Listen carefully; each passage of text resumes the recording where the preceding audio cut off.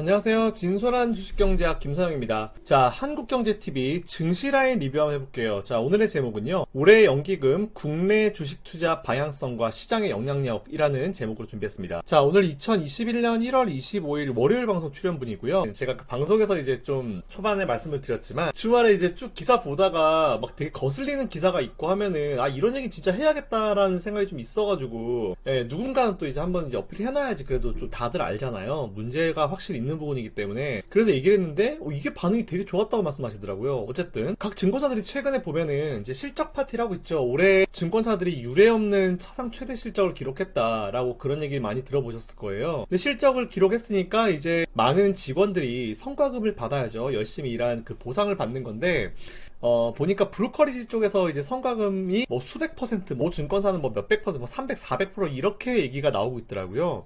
근데 이제 제가, 뭐 열심히 하셨죠. 영업부 직원분들도 정말 열심히 하셨고 다 좋은데, 저는 그거예요. 이 증권사들이 이 성과금을 어떻게 받게 됐고, 이렇게 사상 최대 실적치를 어떻게 만들어내게 됐는지, 사실은 우리 개인 투자들이 매수 매도 많이 해가지고, 거기서 나오는 이제 수수료 가지고 이제 그렇게 된 거잖아요.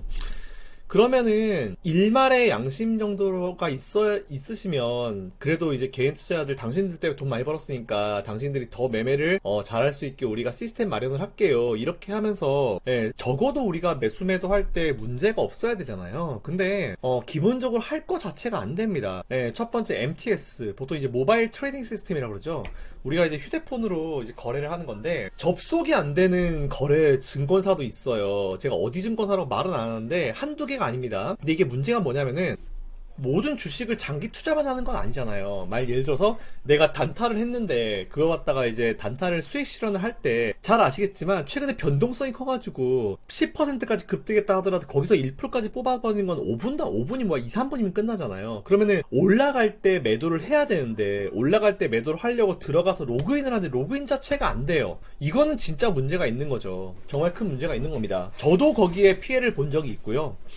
이렇게 피해를 보신 개인들이 되게 많아요. 근데 지난번 어떤 기사를 보니까 어떤 분이 그렇게 해가지고 이제 증권사에 이제 전화를 했대요. 근데 증권사 콜센터들이 사실 보면 대부분 외주가 많아요. 근데 외주니까 아무래도 또 이제 그만큼 계약 해지를 많이 하겠죠. 그래서 그런지 모르겠는데 콜센터 자체도 엉망진창입니다. 지금 제가 봤을 때는 몇몇 안 되는 분들이 진짜 고생을 많이 하고 계세요. 직원분들도. 콜센터 직원분들이 무슨 잘못이에요. 좀 더 원활한 어떤 상담을 하려고 하면은, 게다가 최근에는 또 주식 투자를 처음 하시는 분들이 많으시면은 HTS 이용법이라든지 이런 기본적인 부분들도 궁금해 하시는 분들이 되게 많을 거라고요. 그럼 당연히 내가 증권사라면은 콜센터 직원을 늘려가지고 그런 궁금증이나 그런 어떤 이제 얘기들은 빠르게 처리를 해줘야 되는 게 기본 상식 아닌가? 서비스업 하는 사람들이. 근데 그게 안 되잖아요. 콜센터 직원 연결도 안 돼. 연결했어. 그랬더니 지난번에 기사가 뭐가 나왔냐면은 어떤 분이 당신들 때문에 어느 정도 수익 실현해야 되는데 못해가지고 손실을 봤다. 이거 어떻게 할 거냐 그랬더니 그쪽에서 증거를 내라 그랬대요. 이건 진짜 그 콜센터 직원도 문제예요. 그 콜센터 직원 어디인지 모르겠어요. 그렇게 얘기한 사람은 기본적으로 인간 대 인간의 어떤 예의가 없는 사람이에요. 어떻게 그런 말을 해요? 안 그래요? 근데 그게 기사화된 거 보면 그게 얼마나 열받았으면 그분께서 그렇게 했겠습니까? 자, 이것도 문제고요. 그리고 지금 최저금리가 계속 우리나라 유지가 되고 있잖아요. 근데 아직도 신용 이용 그 이자율 안 낮춘 증권사 많습니다.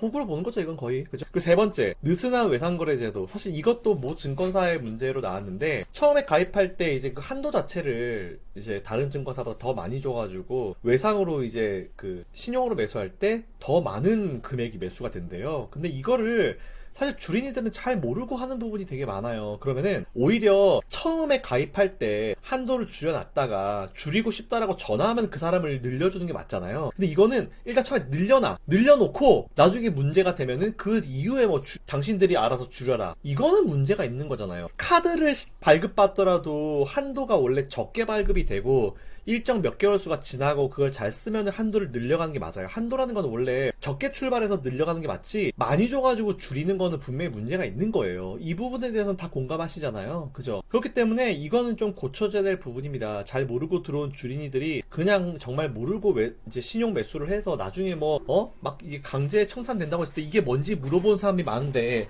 물어보려고 전화하면 증권사에서 전화 안 받고 이런 상황이 지금 계속 반복이 되고 있잖아요.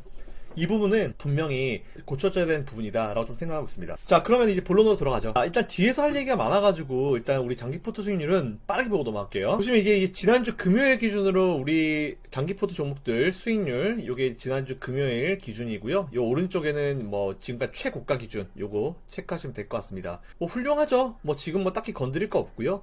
자, 지금 여기서 오늘 신규 매수 가능 종목으로 제가 소개해드린 게 ICD 가능하다라는 의견 드렸고요. 그리고 오늘 코덱스 코스닥 150 레버리지도 괜찮더라고요. 그래서 요거 두 개 오늘 신규 매수 가능 의견 드리니까 그 부분 체크해 보시면 될 것 같아요. 그러면 우리 바로 우리 그 본론으로 들어가 볼게요. 올해가 기대되는 이유 마지막 이제 시리즈인데 원래 세 번에 나눠서 하기로 했는데 중간에 다른 얘기 한다고 마지막에 좀 지체됐는데 세 번째 주제가 좀 바뀌었습니다. 원래는 이제 전체 M2 우리나라에 들어와 있는 전체 유동성과 개인 투자 우리 예수금의 증가 그리고 이제 펀드 이제 간접 투자 이런 걸 계산해 가지고 과거에 그 M2 분의 이제 펀드나 아니면 우리 개인 투자자의 어떤 자금의 어떤 유출이 그거를 과거 사례를 봐가지고 얼마 정도 더 들어올 수 있는지를 계산을 해서 설명을 드리려고 했어요. 개인이 지금까지도 잘해줬지만 앞으로 이 정도를 더 들어올 수 있다라는 어떤 분석을 준비했는데 그 사이에 오히려 다른 걸 얘기한다고 이제 끌어온 그 시간 동안 더 중요한 얘기가 나왔잖아요. 바로 연기금입니다.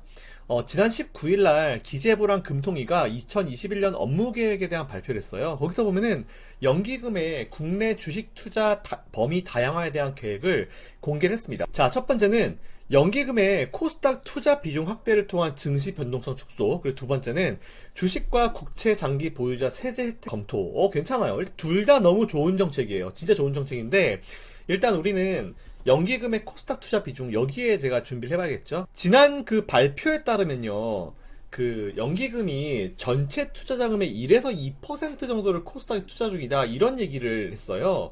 근데 이게 연기금 전체 운용 자산의 1, 2%인지 아니면은 국내 투자 부분에서 1, 2%인지 솔직히 그게 명확하지 않아서 제가 좀 알아보니까 당연히 전체 운용 자산의 1, 2%라고 하더라고요. 국내 자산의 1, 2%면 그 거의 안 한다는 얘기죠. 거의 적다는 얘기죠. 어쨌든 정부가 현재 개인 투자들이 많이 몰려있고 그리고 변동성이 너무 커서 이렇게 손실을 보고 있는 코스닥 시장 쪽의 변동성을 축소하겠다 뭐 그런 의도로 시작했는데요. 과거에는 어땠는지 제가 한번 분석을 해서 그때 사례랑 지금을 좀 같이 보는 게 낫잖아요. 그래서 한번 준비해봤는데 제일 최근에 가까운 과거가 2017년도에 발표를 했고 그리고 2018년도에 그 정확한 어떤 정책이 나온 사례가 좀 있었습니다. 그래서 그때 당시 보니까 기억이 나요. 2017년도에 하겠다라고 발표하고 나서 2018년도 초반까지 별 얘기를 안 했거든요. 그러니까 나오냐 안 나오냐 나오는 거냐 안 나오는 거냐 이것 때문에 되게 이제 시장이 불확실성 때문에 휘청을 했었던 그런 때가 있었는데 그때 당시에 발표한 주요 골자 주요 내용 4가지를 같이 한번 볼게요. 자, 보시면은 총 4가지입니다. 총 4가지 골자로 그때 당시에 이제 이런 얘기가 나왔고요. 첫 번째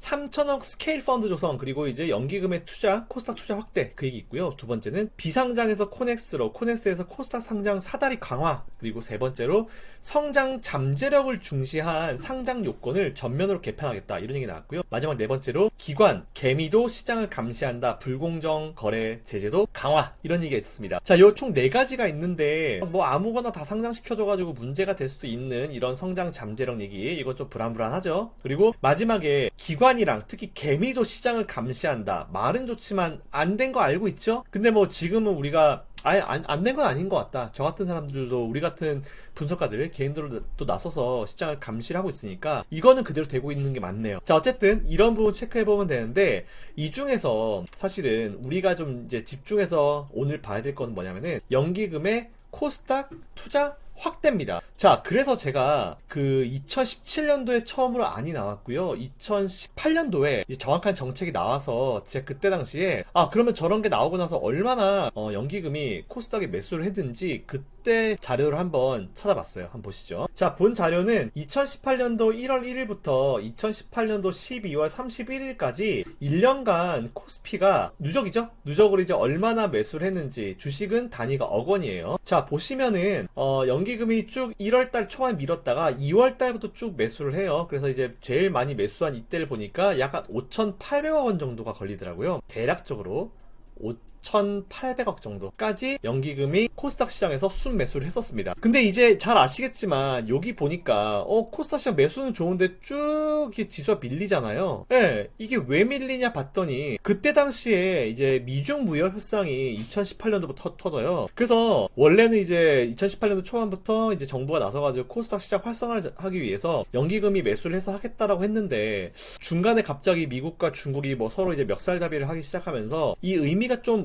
없어졌어요. 굉장히 민망한 상황이 됐는데 어쨌든 연기금이 다시 이제 지수 급락 할 때 이제 주가 방어하는 그 역할만 딱 하고 나중에 이제 물량을 좀 줄이는 이런 상황이 발생했었죠. 어쩔 수 없었습니다. 하지만 중간에 이런 위기 상황에서 예상보다 앞에서 보시면 이제 3천억 정도 이제 그 펀드를 만들겠다 했는데 예상보다 좀 더 많은 금액이 들어왔어요. 그래서 저때 당시 안 좋을 때 연기금은 뭐 충분히 역할을 했다라고 좀 체크하시면 될 것 같습니다. 자, 그래서 제가 여기서 궁금증이 생겼어요. 그러면은 얼마나 이제 이 돈이 들어올 수 있을까라는 부분, 이번에 그럼 얼마나 돈이 들어올까 이런 부분을 생각해 볼 수 있는데, 여러분 잘 아시는 대로 연기금은 이제 철저히 그 자산 배분 전략을 통해서 이제 매매를 진행하는 쪽이잖아요. 그래서 포트폴리오 투자를 보통 진행하기 때문에 당연히 양쪽 시장을 같이 매도를 할 거예요. 그렇게 되면은 제일 좋은 기준이 뭘까요? 어떤 기준에 따라 가지고 코스닥을 매도를 하는 기준이 있을 텐데, 보통 보면은 뭐 코스피 100, 뭐 코스닥 100 아니면 뭐 150 이런 식으로 할 수도 있어요. 시총 상위 뭐 100개 밸런스, 뭐 100개, 뭐 코스닥 100개 이거에 뭐 시총 밸런스 아니면 다양한 밸런스를 할 수 있는데, 정말 노멀하고 정말 일반적이고 정말 이렇게 기본적인 부분으로 우리가 생각할 수 있는 게 바로 시가총액이죠. 그죠? 시가총액에 따라서 그 비율에 따라 가지고 예를 들어서 뭐 1조를 매출한다 했을 그 밸런스의 시가총액 밸런스에 맞춰서 투자를 하는 그게 제일 좋아요. 제일 좋다 생각합니다. 그래서 제가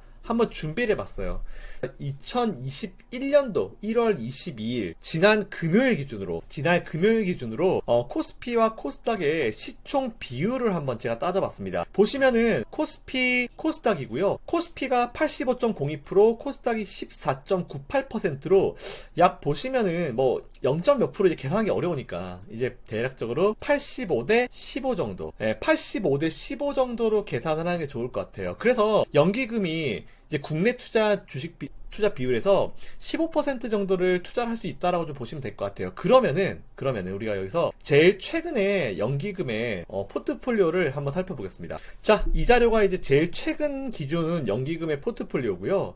보시면은 전체 자산이 772.2조 원인데, 문제가 이 자료는 2020년 10월 말, 작년 10월 말 기준입니다. 작년 10월 말 기준으로 전체 연기금이 운용한 자산이 772조 2천억 원. 근데 여기서 국내 주식은 얼마입니까? 18% 비중이고 139조 2천억 정도가 나와요. 자, 그랬다 봤을 때 우리가 이제 앞에서 발표한 자료에 따르면은 전체 시장에서 1~2% 정도를 이제 코스닥에 투자한다라고 그랬잖아요. 그러면 다 지우고 볼게요. 전체 자금에서 1~2% 정도가 투자한다고 하니까 그러면은 772조 2천억 기준으로 1에서 2%잖아요. 그러니까 제가 이거를 대략적으로 계산을 한번 해보니까 얼마가 나왔냐면은 7.7조 원에서 15조 4천억 원 정도, 요 정도 금액이 딱 코스닥에 투자가 되는구나 라는 이런 계산이 나옵니다. 그러면은 국내 주식 투자 비중으로 봤을 때 5.5%에서 11% 정도를 지금 투자하고 있다 봐도 이제 과언이 아닌 수준이죠. 자, 그러면 이거를 15% 맞춰야 되잖아요. 여기를 15% 맞춰야 되잖아요. 그러면 당연히 얼마입니까? 4%에서 9.5% 정도를 더 매수를 해줘야지 15% 비중에 맞춰지는 거겠죠? 자, 근데 이게 사실은 이제 10월 말, 작년 말 기준이잖아요. 그래서 제가 이거를 최근 기준으로 계산을 한번 해봤습니다. 자, 보시면요. 이게 방금 그 자료에 따라가지고 계산을 한 건데, 보시면은 여기 위에, 아까 제가 방송엔 요걸 못했어요. 방송 요걸 못했는데, 지금 좀 디테일하게 해볼게요. 작년 10월 말 기준으로 이제 139조 2천억인데 2천억 빼고 그냥 계산할게요. 이거를 원래 85대 15로 나눈다 봤을 때 118조 3천억 원 그리고 20조 7천억 원이라는 수치가 나와요. 근데 요때가 이제 10월 말이었고요. 10월 말에 코스피 지수가 2267.15포인트, 그리고 코스닥은 792.65포인트예요. 근데 바로 지난주 금요일 지수가 코스피는 3140포인트, 그리고 코스닥은 979포인트죠. 봤을 때 코스피는 작년 10월 말 종가 기준 지난주 금요일까지 38%라는 지수 상승이 나옵니다. 그리고 코스닥은 10월 말 종가 기준 지난주 금요일 날 26%라는 상승률이 나와요. 그랬을 때 보통 펀드를 평가를 할 때 지수 상승률과 비교했을 때 이거보다 잘 나오면은 운영 뭐 나쁘지 않게 한 거다, 이렇게 보통 표현을 하는데,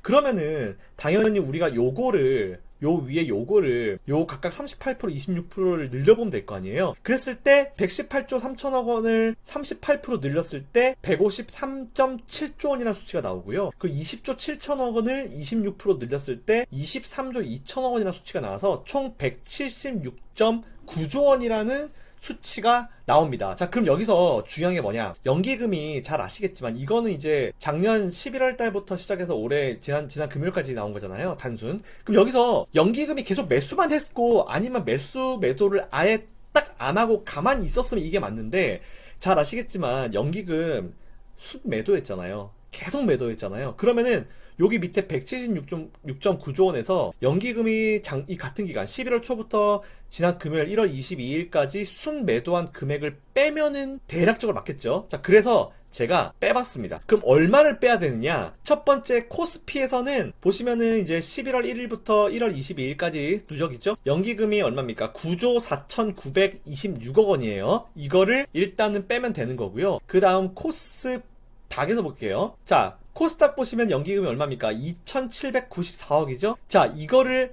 빼면 됩니다. 자, 빼서 제가 계산했어요. 계산을 하니까 이런 수치가 나옵니다. 앞에서 이제 예상이 이런 거였는데 여기서 코스피가 9조 그리고 코스닥이 2,700억 뺐더니 요거를 갖다 요 합계해서 요걸 빼니까 총 167.1조 원이라는 수치가 나왔고요. 이거에서 아까 코스피 시총의 15%를 매수할 수 있다고 그랬잖아요. 그랬을 때 계산이 25조 원이라는 수치가 나옵니다.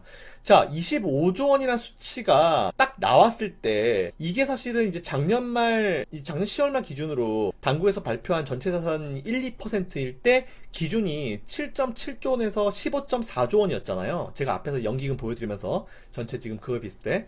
그러면은 이거를 비교를 했을 때 얼마가 나오냐면은 작년 10월달 기준으로 봤을 때 약 7.7조 원에서 15.4조 원, 전체 자산 비중의 1에서 2%를 투자한다고 했으니까 그럼 저것과 이것과의 차이를 보면 될 거 아니에요. 그러면 그 차액이 얼마입니까? 대략적으로 우리가 예상해 볼 수 있는 연기금의 추가 매수 비중이 얼마냐면은 약 9조 6천억 원에서 17조 3천억 원이라는 수치가 나와요. 자, 근데 여기서 이제 보통 생각할 수 있는 게, 보통 증권사들도 이제 펀드 수익률 평가할 때 지수 상승률을 같이 하기 때문에 이 가정이 어긋난 건 아닙니다. 그냥 여러분들이 참고를 해보실 수 있을 만한 정도 수준이고요. 여기서 생각해야 될 게 뭐냐면은, 지난주에 제가 보여드렸잖아요. 그러니까 연기금이 목표 포트폴리오에서 주식 투자 비중을 17.3%에서 16.8%로 0.5%포인트 줄이겠다 그랬어요. 국내 주식 투자 비중을. 그러면은 코스닥은 이렇게 늘릴 수밖에 없는 상황이면은 당연히 코스피를 줄일 수밖에 없는 거잖아요. 그랬을 때 이제 그 코스피에서 얼마나 줄일까 대충 유출되는 금액을 봤을 때 여러분들이 너무 크게 걱정 안 하셔도 되는 부분이, 제가 원래 준비한 그 M2 대비해서 이제 여러분들께 말씀드린 개인 투자자에 들어올 수 있는 본진 비용 있잖아요. 그것보다 적은 금액이에요. 그렇기 때문에 개인들이 커버링 할 수 있는 수치니까 너무 크게 걱정 안 하셔도 된다라는 말씀을 드리겠습니다. 자, 그럼 여기서 한번 결론을 한번 지어볼게요. 자, 결론입니다. 여기 하나씩 좀 체크해 볼게요. 시총 비율로 봤을 때 연기금은 코스닥에서 약 9조 6천억 원에서 17조 3천억 원 정도를 더 매수할 수 있다. 첫 번째 결론. 두 번째, 하지만 당장은 티나지 않게 시장의 변화를 주기 시작할 것. 원래 연기금이 막 대놓고 매수한 세력은 아니에요. 되게 뒤에서 조곤조곤히 받쳐주는 세력이기 때문에 연기금이 주가 돼서 시장을 이끄는 상황이 발생하진 않을 거예요. 그러니까 그 부분 너무 연기금을 기대하지 마시고요. 나중에 어느 정도 시간이 지나고 보면은 이만큼 매수가 돼 있을 겁니다. 자, 그리고 여기서 제일 중요한 건 뭐다? 코스닥의 공매도 금지 연장 여부인데, 일단은 코스닥 시총 상위주들이 대부분 이제 공매도에 취약한 바이오 제약기업들이잖아요. 그렇기 때문에 두 가지 케이스로 볼 수 있어요. 만약 공매도 중지를 연장하면은 바이오주들이 슈팅이 나올 겁니다. 그러면은 당연히 코스닥 지수도 올라가겠죠. 그랬을 때 여러분들은 바이오 제약주들을 차익 실현을 좀 하시면 좋을 것 같아요. 아까 앵커님이 질문 주셨는데 제가 바이오 제약주를 왜 매도 관점이냐면은 이미 좀 많이 오른 부분도 분명히 있고요. 두 번째로 지금 실적이 너무 잘 나오는데 아직까지 움직이지 못한 중소형주들이 너무 많아요. 그러니까 지금 많이 오른 거에서 조금 더 올라가는 것보다는 오히려 오르지 않은 거를 매수했을 때 100%, 200% 이걸 노려볼 수 있기 때문에 제가 봤을 때는 그게 더 시간에 대한 기회비용을 아낄 수 있는 좋은 전략이 될 것 같으니까 그렇게 말씀을 드렸습니다. 자, 그리고 만일 공매도가 3월 달에 만일 바로 재개가 된다 하면은 바이오주들은 좀 빠르게 차익 실현을 하셔야 돼요.